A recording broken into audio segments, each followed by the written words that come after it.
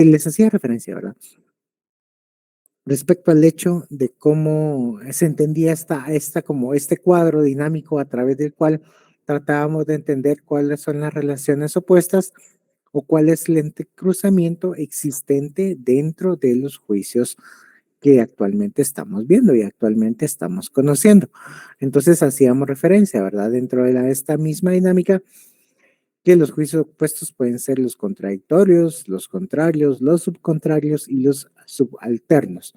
Dentro de los temas que ustedes investigaron y dentro de toda la dinámica que ustedes tuvieron a bien, ya sea abrir la página de Wikipedia o abrir toda cualquier información que nos trajera mundos de letras relacionadas a la temática que ustedes investigaron de manera grupal, pudieron venir y hacer este ejercicio de una manera empírica. Nos vamos a manejar desde el empirismo propio al momento en que nosotros no conocemos el contexto, no conocemos tampoco el concepto, pero tenemos una relación directa en cuanto a cómo desarrollar estas ideas dentro de un tema, específicamente dentro del tema que ustedes están investigando. Entonces, pudieron leer dentro de toda esa información, dentro de esa masa de información que tenían, perdón, todo este concepto propio, todo este tipo de ideas que muchas veces podrían ser contrarias o bien podían ser contradictorias con otra serie de elementos que ustedes conocían. Los argumentos o las falacias, ustedes saben actualmente que son juicios que están tergiversados o se desapegan de la realidad y por ende existe algún tipo de mala interpretación o mal medio de comunicación para trasladar lo que nosotros deseamos llevar. Es como que estuviéramos viendo y jugando lo que se denominaba el teléfono descompuesto, ¿verdad? Existe una idea inicial, pero conforme se va trasladando hacia los receptores, esta misma idea que se plasmó desde el emisor pasa con el último receptor y el canal a través del cual fue llevado este mensaje sufrió las modificaciones correspondientes que muchas veces, como ustedes muy bien lo pudieron investigar en los argumentos y en las falacias, pongo un ejemplo, ¿verdad? El del hombre de paja. En este caso, cómo se desenvuelve toda esta circunstancia negativa hacia direccionar estos elementos propios sobre lo que se busca o sobre lo que se tenga de una manera concreta a lo que se quería ver y trasladar la información propiamente dicho, sino también lo que vamos a ver como un fenómeno que acaba de ocurrir cuando pasó el día de ayer. ¿Qué fue lo que pasó? La suscripción de un pacto de caballerosidad entre los partidos políticos que están en contienda. Pues precisamente solamente fue la pantomima, solamente fue el pantallazo para aparentar algo, porque sabemos en la realidad guatemalteca que precisamente la política de Guatemala no se aparta de lo que son los insultos, las malas miradas, de las indirectas o de las directas muy establecidas, sino podemos ver todo esto serie de propaganda que a la vez tuvieron una serie, un candidato en sí y que fueron sancionados por el Tribunal Supremo Electoral. ¿Por qué? Porque utilizó algún tipo de eufemismo que contrariaba o más bien hacía entender, daba a entender algún tipo de relación machista sobre la propaganda de las candidatas a las cuales estaba atacando. Entonces, todo estos series de elementos entran dentro de los argumentos, entran dentro de las falacias propiamente dicho, que está muy apegado a la realidad actual, perdón, guatemalteca. Es por ello, ay, perdón, que no nos podemos alejar de esta serie de elementos contradictorios, contrarios. Ya vamos a ver los subalternos que los entendíamos la vez pasada y los subcontrarios. Entonces, este juego de ideas lo vamos a entender, lo vamos a comprender cada vez que lo queremos graficar dentro de una esfera jurídica actual. Entonces, por ello, ¿qué es lo que buscamos en sí? Únicamente traerlo a la palestra, saber en qué momento nosotros podemos empezar a utilizar los universales y los particulares, tanto positivos para negativos, y empezar ese juego concreto. Yo lo digo como juego porque lo veo así como una serie de estar jugando damas. Nosotros jugamos damas con aquellas fichitas y hacemos ese juego un tanto más menos estratégico que el ajedrez, pero que tiene algún tipo de conexión misma dentro de lo que se busca, en este caso, concretar. Y lo que nosotros tratamos de crear, tener y observar es la misma secuencia jurídica en cada elemento que estamos observando. Que nosotros nos tenemos que guiar por ello, por supuesto. Y aquí, este cuadro, obviamente ustedes lo van a tener y haciendo relación también concreta dentro de los elementos en sí que pueden, como les decía, ¿verdad? Entenderse como contrarios, subalternas, subcontrarias y lo que son las contradictorias. Entonces, así es como se va desarrollando esta temática propiamente dicho. Muy bien. Respecto a ello, es lo que nos habíamos quedado la sesión anterior, ¿verdad? Ver esta diferenciación propia entre la subalternabilidad y la contrariedad que puede existir dentro de los elementos universales y particulares. Entonces, en este caso, al comparar dos juicios opuestos, resulta que no siempre pueden ser ambos verdaderos o ambos falsos. Es lo que tenemos que tomar en cuenta al momento de analizar un elemento que nosotros estamos viendo. Si nosotros queremos entender que algo será verdadero o algo será falso, tomemos una noticia de la actualidad, que es lo que dice una candidata, en este caso a una diputación, de que la pena de muerte todavía es algo que está vigente en Guatemala, por lo tanto, impulsar la misma dentro de todo el contexto de la propaganda, o más bien buscar el pase del indulto que tendría que realizar el presidente de la República, eso viabilizaría estar llevando a cabo todo el proceso de pena de muerte. Pero lo que le falta entender a esta diputada o a esta candidata en sí es de que no se puede venir y volver a retomar la temática propiamente dicho, porque si bien está regulado constitucionalmente, pero derivado de los contratos, perdón, de los convenios internacionales y de los protocolos establecidos y firmados internacionalmente por parte de Guatemala, existe esa restricción misma a poder venir y seguir en la aplicabilidad de la pena de muerte. Entonces ahí su análisis o su argumento en cuanto al derecho en sí de la pena de muerte está levemente tergiversado. Tergiversado, primero, por el hecho de ser propaganda electoral y segundo, porque el fundamento jurídico a través del cual se busca accionar no puede ser viable derivado de la existencia de todo este andamiaje jurídico que está propiamente dicho cargado en cuanto a la pena de muerte. Eso es en base a tratar de entender que los juicios opuestos, en este caso la pena de muerte, la cual hacía referencia la diputada, que es un derecho del Estado, se encuentra limitado. Entonces, si nosotros analizamos propiamente dicho, vamos a entender que el argumento de esta diputada viene, hasta candidata, está siendo falso. Otro elemento propio a través del cual vamos a analizar, ¿verdad? ¿Qué es lo que estaban diciendo en sí?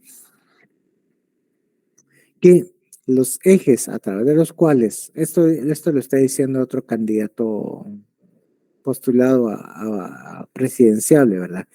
¿Qué es lo que está diciendo en sí? Que lo que va a buscar es un modelo de cárceles seguras, un modelo a través del cual existan dos cárceles de ultra máxima seguridad que van a tener la estructura gringa. ¿Cómo lo va a hacer? No tengo ni la menor idea, ¿verdad? Y que van a estar ubicados uno en norte y otro en sur. Además, él está indicando de que está en contra de todo lo que es la Agenda Globalista 2030. Y al momento de que él empieza a hablar o espotricar, más bien dicho, información respecto a la agenda globalista, de una manera concreta se está contrariando, o sea, él mismo está creando todas estas circunstancias a través de las cuales es muy fácil, a través de razonamientos lógicos, indicarle de que cuál sería en sí la propuesta que está llevando a cabo. Y una propuesta en sí que al final estaba escuchando era que lo que se buscaba era una educación a través de la cual tuvieran todos los niños acceso, pero a la vez también está limitando la educación en cuanto a lo que es todo el andamiaje o todo el sistema sexual, de cómo, o sea, limitar, brindar la educación, pero limitar en cuanto a las temáticas sexuales. Entonces, ahí existe algún tipo de restricción y a la vez ideas excluyentes que no pueden tomarse como elementos verdaderos o elementos falsos, porque la contrariedad, si al colisionar estos dos juicios opuestos en sí, nosotros vamos a tomar en cuenta de que no puede privilegiar o no puede garantizar la educación libre si al final está restringiendo algún tipo de información respectiva. Entonces, allí esos son elementos que pasan el día a día y son elementos a través de los cuales nosotros vamos a estar viendo y estar siempre presentes dentro de nuestro análisis jurídico, ¿sí? En este caso, las reformas actuales de la ley del IX, o sea, cómo está ahora, cómo los patronos en sí van a registrar a sus trabajadores. Anteriormente estaba vigente de que ya se podía dar un registro de personal de las personas que trabajan formalmente, ¿verdad? Al IX, cuando se contaban con un mínimo de 3 trabajadores, 3 si no estoy mal. Entonces ahí ya podía llevar a cabo todo este proceso a través del cual venir a inscribir ese patrono, llevar y iniciar todo este proceso de beneficio, obviamente pagando la cuota patronal y haciendo esta preferencia misma hacia los trabajadores en sí, que fue lo que pasó actualmente con la reforma que acaba de llevar a cabo el mismo Instituto Guatemalteco de Seguridad Social. Lo que está haciendo es abrir la posibilidad que los mismos trabajadores o los mismos patronos se obligue a que inscriban a sus trabajadores una vez tengan un trabajador.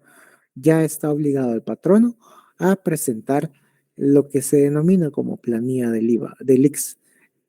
Entonces ahí entonces es donde se paga la cuota patronal. Entonces, ¿qué es lo que pasa aquí? Circunstancia positiva y circunstancia negativa. Circunstancia positiva para el trabajador, sí, por supuesto, porque nosotros nos sentimos cubiertos. Existen emergencias, existe todo este tipo de elemento que nos puede cubrir el IX, por lo tanto,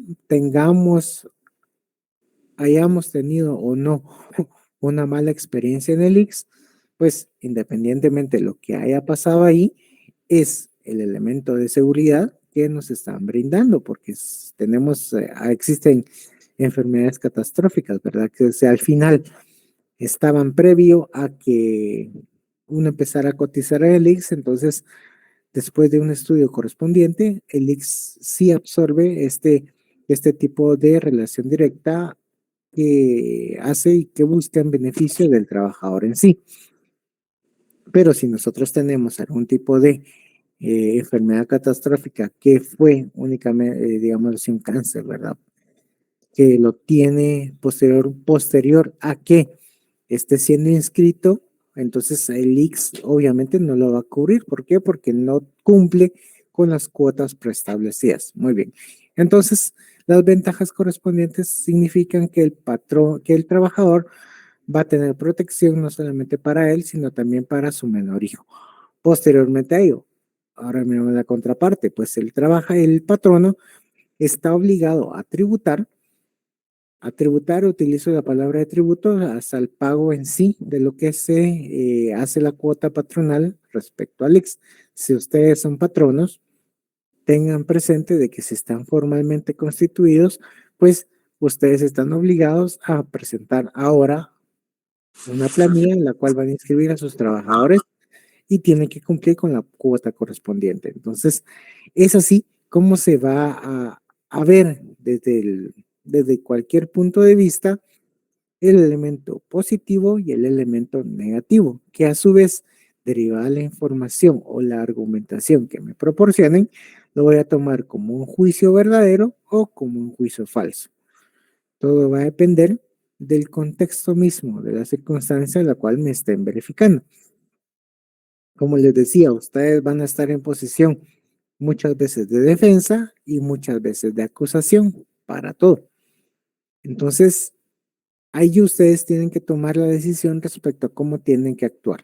Sí, el primer punto de contacto que vamos a ver es el pago de honorarios. Muy bien, ¿cuántos honorarios nosotros estamos obligados a cobrar? Mire, no podemos venir y decir, mire, una auténtica de firma, un auténtico de fotocopia, le voy a cobrar solo los timbres. ¿Y cuántos son los timbres? 15 quetzales. Eso es un tanto la denigración misma que podría existir por parte de la profesión de notario. Entonces nosotros tampoco tenemos que cobrar $125 por la legalización misma de un título de educación media, pero sí podemos cobrar esos $125 por, en este caso, la autenticación de un documento que tendrá efectos o que tiene en sí un valor preestablecido y que va a servir para una negociación propia. Entonces, todo va en sí depender de cuál va a ser el contexto que estamos viendo. Entonces, aquí es donde nosotros vamos a tener ese contacto propio de cómo llevar dos juicios opuestos. Mi juicio opuesto, ¿cuál va a ser? ¿Qué es lo que me dice el arancel y qué es lo que me está estableciendo la realidad jurídica del momento al cual yo estoy accionando? Entonces, lo tenemos que ver así, por supuesto. Tenemos que venir y desarrollar esta idea propia de lo que estamos viendo. Un ejemplo mismo, no podemos venir nosotros y pretender crear o más bien cobrar, en este caso, lo que se cobra en una casación civil, si voy a interponer una demanda de divorcio únicamente por mutuo consentimiento. Entonces las dos partes están de acuerdo, entonces van a llegar a un acuerdo de no voy a venir y pretender cobrarlo de una casación en un divorcio, o no voy a pretender cobrar lo que ahí sí que se cobra una apelación de sentencia de amparo por un juicio en sí ejecutivo, donde el título ejecutivo o el título a través del cual va a ser líquido exigible no pase los 5,000 quetzales. O sea, no sería algo así para venir y ver eso en cuanto a los cobros respectivos de lo que nosotros queremos. ¿Y por qué lo traigo a colación? Porque es parte en sí de lo que nosotros tenemos que entender, como qué es verdadero y qué es lo falso, ¿sí? ¿Qué es lo falso en sí? El cobro excesivo. ¿Qué es lo verdadero en sí? Apegarnos hacia la realidad del arancel respectivo. Que hay mucha competencia desleal, por supuesto, y la puedo ver yo todos los días al momento que vengo bajo de Corte Suprema de Justicia y voy a traer algún tipo de snack o algún tipo de café y tengo que pasar por finanzas. Ahí encuentro un montón de tramitadores, un montón de, de personas en sí que al final trabajan respecto a ello en cuanto a la legalización de documentos o la tramitación de los mismos. Entonces, allí en donde nosotros mismos tenemos que comparar los hechos verdaderos con los hechos falsos que actualmente estamos viendo y que se desarrollan dentro del quehacer tanto de abogados como de notarios respectivamente, ¿sí? Entonces, esa es la dinámica a través de la cual nosotros estamos viendo en cuanto a eso. Unas reglas en cuanto a verificación de lo que es verdadero y falso en los juicios opuestos, vamos a entender lo siguiente, de los juicios contradictorios, ¿sí? ¿Se recuerdan los juicios contradictorios cuáles son? Los contradictorios son los juicios en los que se opone tanto la cantidad como la cualidad. El juicio universal afirmativo con el juicio particular negativo. El juicio universal negativo con el juicio particular afirmativo. ¿Sí? Entonces aquí colisionan completamente los elementos contradictorios. Muy bien, ¿qué nos dice este punto? En los casos de los juicios contradictorios, uno de los dos juicios tiene que ser verdadero y el otro tiene que ser falso, ya que por lógica por el principio lógico de no contradicción, no pueden ser ambos verdaderos ni ambos falsos. Entonces aquí entramos en esa dinámica en que lo que ya vimos lo traemos a colación y así va a ser siempre. De cómo lo que nosotros pasamos de largo en economía, lo que nosotros pasamos de largo en sociología o lo que pasamos de largo en derecho romano, pum, en algún momento lo traemos nuevamente a colación. Y no solamente aplica en esta clase, sino aplica, como les dije, en todos los elementos de la ciencia jurídica, ¿sí? Entonces aquí traemos el principio de no contradicción dentro de los juicios contradictorios, ¿sí?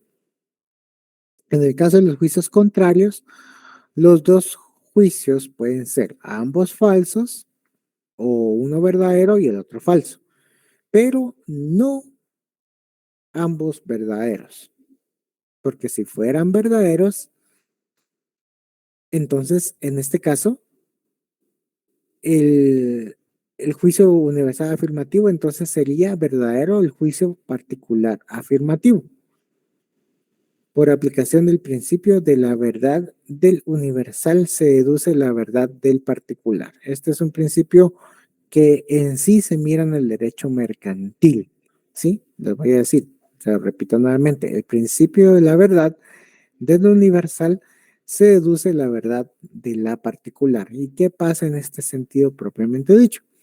En derecho mercantil ustedes van a conocer una figura que se llama título de crédito. Muy bien, y van a conocer una figura también, una institución que se llama sociedad anónima. Muy bien. Y dentro de toda esta figura y estructura misma de la sociedad anónima, van a existir lo que son las acciones. Las acciones son los títulos nominativos a través de los cuales los socios pertenecientes a dicha sociedad pueden venir y actuar de manera concreta y valedera, teniendo voz y voto en la Asamblea General y a su vez realizar y organizarse de manera concreta a lo que busquen los fines del derecho en sí, de lo que busque la sociedad anónima en sí. Sí, Regina, por favor. No, Lick se deja de ver activado solito, perdón. Ok, muy bien. Entonces, allí es donde quiero llegar a este punto, ¿verdad? Entonces, tenemos esta dinámica propia de lo que tenemos una sociedad anónima y lo que son las acciones. Las acciones son los títulos nominativos a los cuales yo puedo venir a indicar, yo tengo una acción, por lo tanto, yo tengo el derecho, voz y voto dentro de esta Asamblea General. Puedo venir y ser partícipe dentro de una junta directiva. Muy bien. Entonces, ¿qué es lo que nos dice en este caso? El elemento o el principio que nos enuncia aquí. El principio de la verdad del universal se deduce la verdad de la particular. Podemos establecer de que, teniendo en el ejemplo mismo de lo que es la acción, la verdad universal es, y que nos dice el Código de Comercio de Guatemala, y no solamente el Código de Comercio, sino también lo que nos establece la OMPI y la OMC, que son las entidades internacionales que velan por todo el accionar del derecho mercantil y del derecho comercial a nivel internacional, que nos dice que efectivamente existe un título de propiedad que se denomina acción, por lo tanto, el poseedor de la misma está eh, con todos los privilegios respectivos para participar dentro de la toma de decisiones de dicha sociedad misma. Eso es lo universal. Eso es lo que nos dice de manera general, tanto la doctrina, tanto la legislación, tanto los elementos históricos, los antecedentes mismos de esta institución que es la acción, como todos sus derivados respecto a ello. Entonces nos trasladamos al elemento particular. Por lo tanto, si yo hacemos una deducción lógica, ¿verdad? Si yo tengo una acción, por ende, yo soy esa persona a través de la cual puedo venir, participar de las asambleas, tener derecho a voz y voto por el simple hecho de poseer esta información o este documento que me avale como tal, como accionista, como socio accionista dentro de esta sociedad respectiva. A esto se refiere este principio muy utilizado en el derecho mercantil, ¿sí? El principio de la verdad del universal se deduce la verdad de la particular.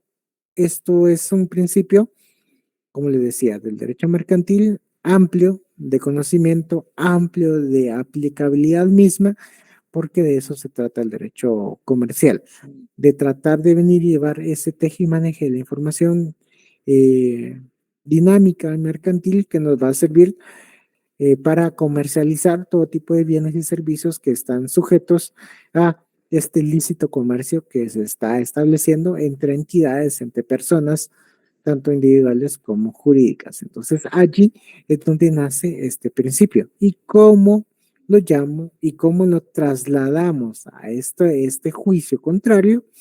¿Por qué?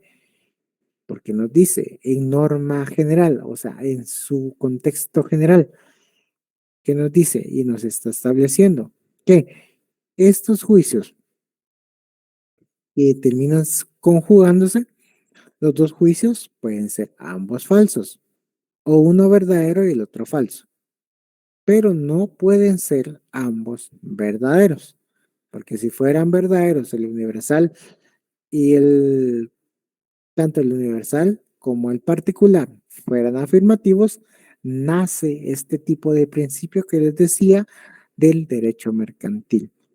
De la verdad universal se deduce la verdad particular, ¿sí? Entonces allí es donde se puede conjugar este elemento al cual nosotros estamos haciendo referencia, como les digo, es algo que en un futuro se van a recordar, por supuesto, se van a recordar de este principio, porque al menos mi maestro, que fue maestro, Saulo de León, nos hacía hincapié, mucha referencia a este tipo de temática propia de lo que estamos viendo, ¿sí? Entonces aquí es donde se viabiliza todo el andamiaje jurídico, tanto doctrinario como en la realidad propiamente dicho, ¿sí? Ahora nos vamos a los juicios subcontrarios. Los dos juicios pueden ser verdaderos, pero no los dos pueden ser falsos, porque en el caso que fuera falso, el juicio particular negativo, su juicio contradictorio, el universal afirmativo, sería verdadero. Y en consecuencia sería verdadero el juicio particular afirmativo. Entonces, ¿cómo vamos a ver este trabalenguas mismo? Nos tenemos que quedar con esta idea. Los juicios subcontrarios, los dos juicios pueden ser verdaderos, pero no los dos pueden ser falsos. Regreso a la laminita anterior, ¿verdad? Los subcontrarios. Subcontrarios son estos que estamos aquí, ¿verdad? Estos que están aquí abajo de la lámina, ¿sí? Que nos dice el elemento. Los dos juicios pueden ser verdaderos, pero no los dos pueden ser falsos, ¿sí? Este y este pueden ser verdaderos, pero estos dos no pueden ser falsos mutuamente. Si no es necesario que o sea uno verdadero y el otro falso, pero sí los dos que sean verdaderos a su vez. Entonces ahí ya crea algún tipo de elemento propio dentro de la subcontrariedad, dentro de este juicio cruzado subcontrario, ¿sí? Ahora bien, nos vamos a los subalternos. Los subalternos son los que suben de arriba para abajo o de abajo para arriba, de arriba para abajo, ¿sí? Esos son los subalternos. ¿Y qué nos dicen los subalternos? Lo que nos dice es de que si el juicio universal es verdadero, también lo será el particular. Si este es verdadero, también este será verdadero. Entonces, esto va a ser consecuencia del anterior y este también va a ser consecuencia del anterior. Entonces, esto es lo que nos dice los juicios subalternos dentro del entrecruzamiento que estamos llevando a cabo, ¿sí? Este y este serán verdaderos y este será consecuencia verdadera de este y este será consecuencia verdadero de este abajo. Sí, entonces así es como se tendría que tomar en cuenta respecto a ello. Vamos a verlo como un ejemplo jurídico, ¿sí? Un ejemplo jurídico que nos dice que los dos que viene siendo una consecuencia positiva o afirmativa del anterior, ¿sí? Del universal va a ser la consecuencia positiva del particular. Muy bien, ¿qué nos dice el universal? Toma el ejemplo. ¿Cuál va a ser siempre nuestra norma universal? La Constitución Política de la República de Guatemala. ¿Y qué nos dice la Constitución respecto a lo que es el trabajo? Vamos al apartado 102 constitucional que nos hace referencia a cuáles son los elementos constitutivos del trabajo. Esta es nuestra norma general, esto es nuestro elemento universal. Ahora lo vamos a trasladar con un juicio subalterno dentro de la normativa específica del derecho de trabajo, que nos trasladamos al Código de Trabajo. Y dentro del Código de Trabajo vamos a entender allí mismo, si bien no vamos a capturar una definición concreta de qué se entiende por trabajo, sino que nosotros vamos a crear los elementos a través de los cuales nosotros vamos a tener ese contexto propio de lo que se entenderá propiamente por trabajo. Los conceptos mismos de trabajo los desarrolla la Organización Internacional del Trabajo dentro de sus convenios previamente ratificados por Guatemala, y ahí viene mucha relación que nos amplía de manera concreta muchos conceptos que están faltantes dentro de la legislación guatemalteca. Ahí podemos entender lo que es el trabajo parcial, lo que son los trabajos dañinos, los trabajos de menores de edad, también lo que vamos a entender lo que son poblaciones indígenas, poblaciones vulnerables, gracias a todo este tipo de convenios. Entonces, allí es donde se desarrolla eminentemente la masa de definiciones que nos ayudan de manera concreta en el ámbito laboral. Pero ahora, retrocediendo el ejemplo, el juicio en sí, propiamente dicho, lo vamos a entender universalmente con la Constitución Política de la República de Guatemala. Cuando ustedes les hablen, les digan, mire, establezcame una institución universal. Entonces ustedes inmediatamente no se van a ir al derecho civil, no se van a ir al derecho penal, sino tienen que irse directamente a la Constitución. Van a entender y se van a dirigir a que quieren proponer una idea universal, van a indicar el amparo. ¿Qué es el amparo mismo? Ustedes van a encontrar algún tipo de relación directa de qué se entenderá por amparo. Muy bien. ¿Qué se entenderá por de los derechos culturales? ¿Qué se entiende por libertad de expresión? Entonces, allí está toda la masa universal a la cual el sistema jurídico guatemalteco está orientado. ¿Y cuáles van a ser sus elementos particulares? Van a ser las legislaciones propias de cada uno de los elementos. Estamos hablando de libertad de expresión, entonces tenemos una ley constitucional que establece esta dinámica misma. Si nosotros estamos viendo algún tipo de restricciones a las libertades, en este caso el orden público, nosotros nos dirigimos a la ley de orden público. Si vamos a ver todo lo que es la materia electoral, nos vamos a dirigir hacia la legislación, a la ley electoral y de partidos políticos. Si bien nosotros también nos queremos trasladar a cómo es el andamiaje, cómo se debe entender todo el proceso del órgano o cómo se establece todo el organismo judicial, nos vamos a la ley del organismo judicial. Y así tenemos que abarcar este pensamiento desde la generalidad misma que nos da la Constitución y trasladarla a cada una de las leyes que nos van a dar dentro de cada ley. Específicamente nos van a referir a cuáles son los conceptos propios de los que nosotros debemos abarcar y tener la esencia a lo que nosotros queramos entender. ¿Sí? ¿Algún tipo de pregunta o duda que tengan, por favor?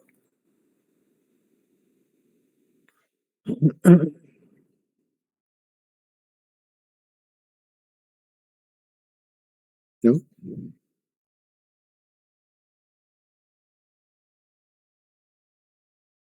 El link de asistencia creo que ya está publicado. Entonces, ¿tienen la asistencia, por favor? Entonces vamos a hacer eso ya a petición de que todos están de una manera concreta así coordinados. Entonces voy a pasar el match de lo que al menos me tiró a mí la página de las notas, se lo traslado a Nancy y Nancy hace favor de trasladarlo por la vía correspondiente, ¿sí? Está ¿Comprendido eso? Sí, Lick, gracias. Sí, Lick, gracias. Va, Sí, entonces gracias. nos miramos el viernes. ¿Tiene la asistencia, por favor? Gracias, Lick, muy amable.